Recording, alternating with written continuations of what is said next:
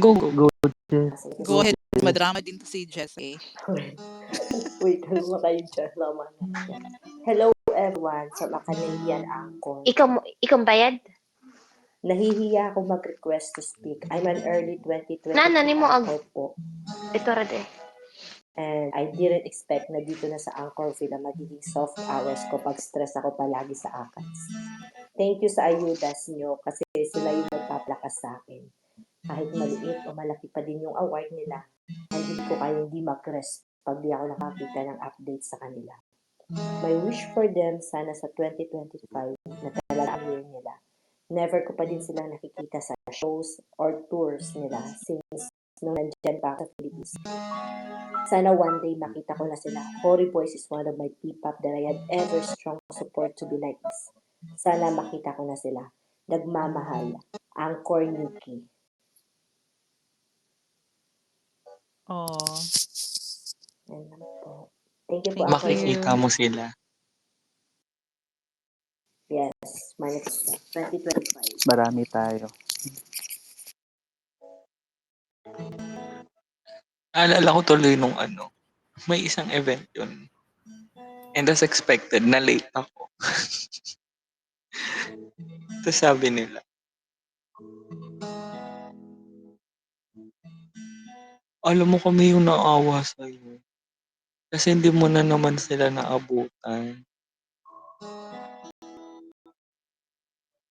Nasa lang, baka may mas better time.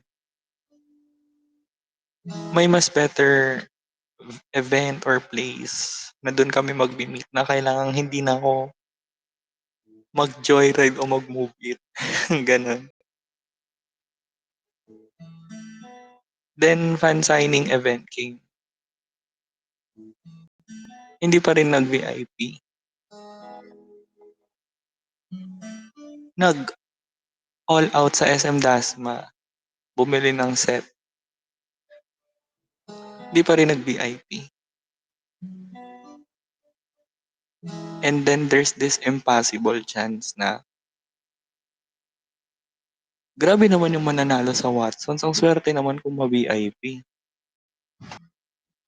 Tapos ako pala yun. Ang galing lang. Kasi Wow. every time na you missed a chance to see them, it's a bigger chance for the next tomorrow. Oh, ayan na ha. Kaya yung mga lalo yung mga international anchors dyan, huwag kayong susuko. Magugulat na lang kayo, kailangan yung mag-train papunta sa ganito dahil nandun pala sila. Di. Huwag mo kaming anuhin, Dre. Tama na, Dre, please. Tama na. Tama Diba? ka na, Dre. Umakyat na ako para patahimikin kita. Ay, gusto ko yan. Maano yung pag-asa namin. Kaya wag na masabi-sabing disband ha. Hindi pa namin sila nakikita. Actually, yan na-open din sa dating space one time. Sabi ko, wag yung gagamitin yan kasi even on K-pop industry, napaka-sensitive yan. Kaya ang tawag dyan, D-word eh.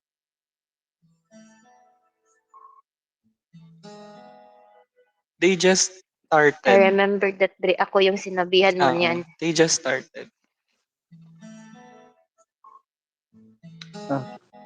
Actually, taboo talaga yan. Parang taboo word sa K-pop world. So, O yan, si Ram. Ram, ikaw, it's your turn na naman, Ram. Ano po bang nagaganap? Kasi nung naabutan ka, may mga sisinghutan na eh. Kwento mo kung magiging Vinci bias ka na ba? Eto na nga. Ayan na nga. Bakit kasi yan yung trugan mo, Dre? Nakakaloka ka naman. Gano'n talaga. Dito tayo trending. Nakakainis. Parang sabi ko, kanina pa malungkot tong mga pinag-uusapan nila. Well, anyways. Ano bang gusto niyo i-share ko, guys? Sa dami ng gusto kong i-share. Stick na lang muna tayo dito sa theme na Anchor's Year-End Party.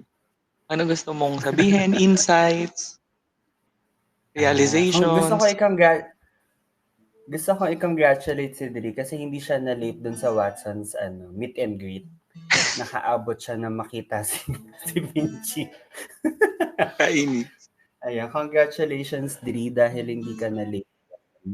Pero yung other ganap, parang either nagliligpit na or kalahati na nung event nangyari na. So Babawi sa congratulations. Winston CSE next year. Ay hindi rin ako naniniwala. Ay, hindi pwede, hindi ako papapasukan ni Jaja. Huwag ka na masyadong nagpapapangako ng maaga ka kasi hindi na kami naniniwala.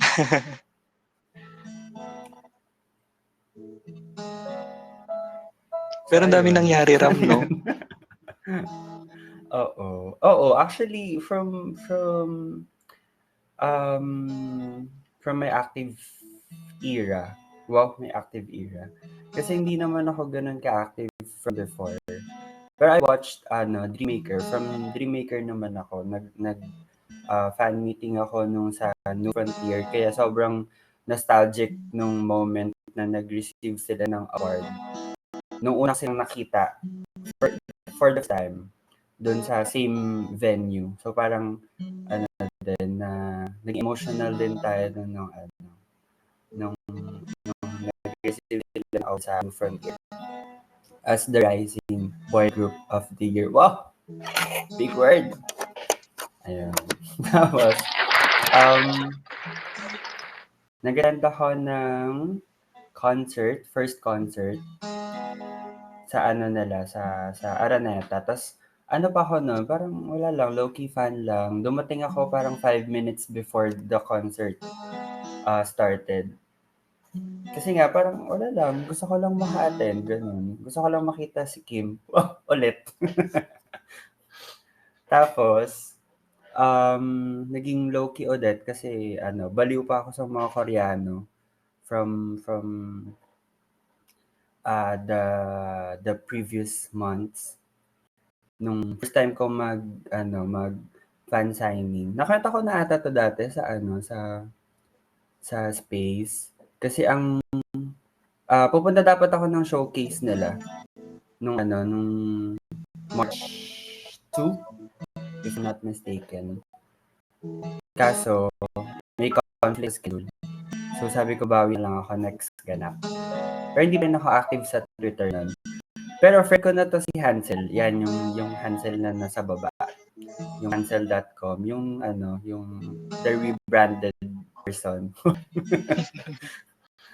Dati siyang ano pang pangalan niya dati? Si Hansel Fanboy. Oh, yan. Ngayon si hansel.com na siya. Naging na siya. Naging website na siya. Oo, true. Anyway, ayun. So parang, kailan ba nangyari yung Lanang? Yung signing ng Lanang? March, yun? Kalimutan ko na. Parang Sabado ata yun. Basta March this year siya nangyari. Tapos nagulat ako. 15, March picture. 15. Ayun. May pinag siyang picture na may yung Polaroid, nakasama niya Horizon. Tapos napa-DM ako sa kanya. Kasi alam ko, hindi naman siya Horizon kasi nga super fan siya ng Enhypen. Sa Enhypen kami na nagkakilala. So parang sabi ko, hala, may kasama niya yung Horizon, napa-DM ako. Anong meron? Bakit may ganyan? So parang nagtanong na ako about the fan signing event, ganyan. Which is, I had no idea na meron palang ganun. Kasi nga, hindi naman siya na-market ng ganun ka very, very well. So, nalaman ko lang through Hansel. So, magpasalamat po kayo kay Hansel dahil naging active po ako sa Anchorville. So, ang naging first fan signing ko was SM North. And yun din yung first meeting namin ni Hansel. Yes. Si Hansel talaga ang may kasalanan ng lahat ng ito. So, si Hansel ang may pinakamalaking contribution kung bakit ako baliw sa Horizon ngayon. Tapos ayun, nagtuloy-tuloy na. So, ang iba yung makakausap ko dapat from the first fan signing. Kasi isa lang yung binili ko. Gusto ko lang talagang makita sila ng malapitan. Kasi nung fan meeting tsaka nung concert, nasa balcony ako, tapos yung sa concert, nasa ko, lower box. So medyo malayo. Tapos nung fan signing, gusto ko lang silang makausap tsaka makita ng malapitan. Actually, kahit performance nga lang okay na ako doon. May pala, pwede mo pala silang kausapin. Tapos, luckily, may nakipagpalit sa akin ng Kim strap. Tapos ayun, yun yung history kung bakit ako super, kasi parang naging default na lang. Kasi hindi ako active na fan ng Hori before. So parang naging default na lang sa akin yung na from DM kasi bias ko si Kim. Tapos nung fan meeting hanggang So parang okay, may bias lang ako sa Horizon. Parang ganun lang. Yung lang siya. Mema sabi lang na may bias. Na may ka. bias. Oo. Pero nung nakausap ko sila, nakausap ko si Kim, doon ako parang mas naging curious about the other boys na ganito pala sila sa personal. Ganito pala yung nakakausap mo sila. Kasi hindi namin nararanasan yun sa sa K-pop eh. Pero Exactly. na lang kung medyo marami kang pera, alam mo yun, yung bibili ka ng maraming albums, tapos mananalo ka sa video call. Video call lang yun ito personal. So parang ako, I was a little excited na makausap sila ng personal. So, ayun. Yung first encounter namin ni Kim, actually ako lang nagsalita. Kasi parang sabi ko, baka first and last ko na yun na makakausap siya. So, hindi ko siya ginang chance na makapagsalita.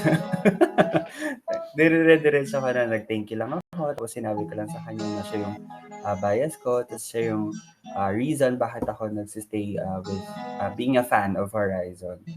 Tapos ayun. Tapos super grateful siya. Thank you lang siya ng thank you, ganyan. And then, yun, ang mga sumunod na fan signing, nagkaroon pa ng more interaction with the other boys. I had the chance to talk with Winston, Kyler, and then Marcos, yung sa MOA. Kasi sabi ko, gusto kong ikutin lahat. Kasi hindi ko kayang bumili ng ng OT7 ng isang bagsakan. Sabi ko per mall, sige, isa-isahin ko lahat ng Horribles. Hanggang sa nakarating ako kay Marcos, tapos dumating yung Clark. Alanganin pa ako sa Clark kasi ang layo. Tapos sabi ko, sige, push ko na. Tapos nag-leave ako sa work. Sabi ko may importante akong pupunta. So nag-leave na ako sa work for Clark kasi Friday yung Clark eh. Tapos ka-chat ko nun si Yama na sabi ko wala pa ako nare-receive na email kasi kinabukasan na ganyan. Kung may mga na-announce na winner for VIP kasi umaasa ako from SM North, Mega Mall and MOA kasi. Lagi akong pinapaasa ni Hansel na, "Uy, Ram, feeling ko mananalo ka na." Tapos parang hala talaga ba? Tapos biglang wala naman palang email. Tapos parang lagi ako na heartbroken na hindi ako nanalo for VIP. And then Clark came and then yun, nanalo naman ako ng VIP. Tapos I prepared lang naman na ng parang konting-konti lang na messages, letters for the boys. And then sabi ko baka kasi hindi na maulit and then I talked to the other anchors na hindi nakakapunta sa sa yun? Sabi ni Saan? Hansel, ay sorry, nag-message. Ano yung sabi ko? Nakakapunta sa events, I message the other anchors na hindi nakakapunta sa events. Sabi ko, gusto niyo bang mag-send ng letter with Horizon? Kasi nga, mamimit ko sila, pwede kong i-abot, ganyan. So, nag-collect ako ng messages, ng letters. Ayun. So, yun, happy naman ako nung cart. Tapos, sinundan ng Bataan. Tapos, minute ko yung friend ko doon. Yun yung isa sa pinaka-tumatak na fan signing sa akin. Yung sinabi niya na alam mo, nasusuportahan natin yung mga international artist. Pero yung sariling atin, hindi natin ganun ma-all out. Parang hindi natin sila masuportahan ng kagaya nung ginagawa natin with K-pop artists. Same, halos, ay ano yun? Bakit may Kailangan same lang naman highlight yung sila sinabi halos. mo. Same lang naman sila halos ng binibigay na talent.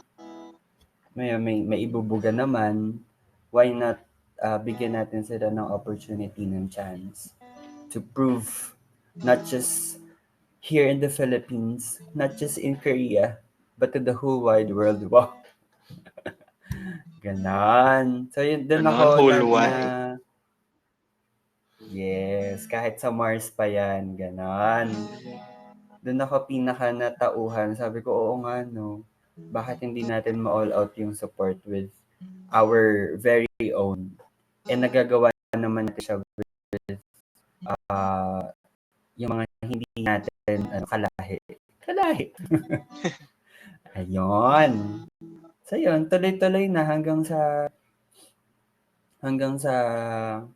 natapos na yung fan signing, naghahanap na naman tayo ng mga events, nami-miss natin sila hanggang sa comeback sila ng August. Tapos nagkaroon sila ng various events here sa Philippines. Pabalik-balik sila, ganyan. Tapos na-frustrate yung iba kasi parang ang late lagi ng announcement, tapos parang hindi nakakapag-ready, ganyan. Pero nandun pa din. Nandun pa din. Di ba, Hansel? Tama ba, Hansel? Sabi, alam nyo ba, hindi na ako naniniwala kay Hansel na last na yan, hindi na ako pupunta. Maya-maya nakikita pa rin kami sa events. Kaya pag sinabi ko ni Hansel na hindi siya pupunta, wag po kayong maniwala. Kaya pag nag-announce mamaya ang Horizon na meron silang year-end, see you, Hansel! Talagang maitatakwil ng pamilya. Ayoko na i-mention, pero sobrang, I just wanted to really, ano tawag doon? Appreciate yung mga sacrifices. Hindi lang naman ni Hansel, but the other anchors na may mga talagang, alam mo yun, super important event on their life, pero mas pinili nila na pumunta ng event ng Horizon to show support kasi alam nila na kailangan nila tayo. Kahit isang, alam mo yun, yung kahit na hindi ka naman ganun kalaking bilang kasi isa ka lang naman na mawawala. Pero you still have that feeling na hindi, kahit na isa lang ako, yung dagdag na sigaw, nakakapagdagdag ng boost, nakakapag-boost ng confidence nila and nakakabigay sa kanilang more motivation to, alam mo yun, to give more, to show us more. Ganon. So, ayun. And appreciate yourself too. Kasi di ba we listen, we don't judge. Ay, oo nga. O hindi natin i-bring up yun. Kasi medyo, hindi ko naman siya pinopromote. Sinabi ko lang naman siya. Petty talaga yung reason ko kung bakit ako nag-resign. But I was really on that moment na gustong-gusto ko makapunta. Pero ayun, hindi nagkaroon ng chance. Pero wag niyong gagayahin guys na mag-resign kayo dahil hindi kayo pinayagan ng manager niyo na pumunta ng Horizon. Hindi kasi may segment din kasi kanina yung tanong is what's the craziest thing you did as an anchor? Okay. So that's the craziest. One of the craziest actually. And kasi memorable. Marami din akong oo, totoo. Grabe. Kasi sabi ko, kung papayagan ako ng Iloilo, syempre didiretso ako na ng Bacolod. And Bacolod is Kim's hometown. So parang sabi ko, that will be very, very special for me na makapag-attend ng fan signing doon sa mismong hometown niya. Tapos makikita ko pa yung mama niya, 'di ba? Parang wow, akala mo meet the family eh, no? I mean, ayun. Tapos ayun, gusto ko lang din mag-thank you for sa lahat ng anchors na kahit na sobrang dami ko ding opinion sa buhay, ay hindi niyo pa rin ako kina-cancel. At sobrang thank you kasi It's okay, na-appreciate niyo Ram. din Namumuro ka na, Ram. Joke. Basta ba hindi ka magiging dagdag sa pila kay Vinci? Joke. Nako, parang sabi ko nga kay Vam, parang medyo nag-expired na kasi di ba ang reason ko kung bakit ako pumunta ng K-pop con, si Vinci. Kasi nga sobrang gwapo niya nung P-pop ko, ay nung P-pop Music Awards. Sabi ko hindi pwedeng palagpasin ko si Vinci ng araw na to. Kasi yung dahilan kong punta doon. Wala sinundo tayo ng bias natin, guys. Ayun. So I think ipapaubaya ko na sa inyo. Wow! Kala mo talaga. Nanunundo talaga yung bias, guys. Kahit na hindi ko naka-interact, so parang, kasi umalis ako ng maaga from nung Sunday. Hindi ko na naabutan yung interaction with the boys. So, happy naman ako na nakapag-interact yung mga natira. Sana happy kayo. Kasi ako, happy naman ako. Yun yung yun yung inaantay naming marinig kasi sa sobrang dami mong na-share na experience. Tatanong ko sana bigla kanina na, pero happy ka naman, lalo na patapos na yung taon. Oo naman. Tsaka, kota naman na tayo sa mga interaction from past events. No, tsaka, kumbaga ako naman, hindi na, bonus na lang kasi interaction. I always come sa events to support, to show support. Yung interaction parang na lang siya. Bonus na lang. Yeah. Yes. And with Solid. Yeah. Sure. And with that, we also acknowledge din na though hindi sila international anchors like na Doc Hansel and yung mga malalayo nating anchors. Oo, nasa Philippines sila pero kailangan pa nilang lumikad. Oo, dating manananggal kasi yan si Hansel. Kaya may pakpak siya. Kaya madali siya nakakalipad dito sa Manila. Parang kung sa ibang fandom or sa K-pop fandom, nandun yung laging inside joke natin na lalanguyin natin pa Korea. Pero there's Doc Hansel, lili pa rin ko ang Pilipinas. Oh. Yes. Lili pa rin. Lili pa rin ng Pilipinas. Marami. Hindi lang naman si Hansel. Hindi lang si Doc Hansel. Marami. Ate Cecil, mga Team Davao. Si Ate Cecil, si Josh. Cebu, sila Jessa, sila Camille. Sino pa ba yung mga galing ng ibang lugar? Si Vam, galing ng Metro Manila yan. Layo niyan. Lalayo yan si Vam. Napakalayo niyan. Si Vam. Ayan, si GB. Grabe, napakalayo niyan sa Yeah. Also, yung kahit hindi kailangang lumipad, pero they have to endure the long land travels. Especially mga taga Nueva Ecija. Saludo. Sila Ara, sila Yuan from the North, Team North, sila Jel. So, yung mga galing ng North. Mga Baguio, mga Team Baguio, grabe. Yan. Effort sa concert. Ay, sila Abby. Nagpunta yan ng concert, taga Baguio pa yan. Saka sila Kat. Ayan, di ba? Si Ate Jang, yung galing pa ng Germany yan. Yeah, Team OFW na buwi para sa concert sa Kaya lang naka-receive ng pasalubong. Ano ba naman yan? DM ko na lang mga but chocolate. yun. So, Tapos ano sila, yung bahay. ayan. Anyway, Mga galing ng ano. sabi nga nung iba, Team Desierto. Yate daw, Team Yate. Yes.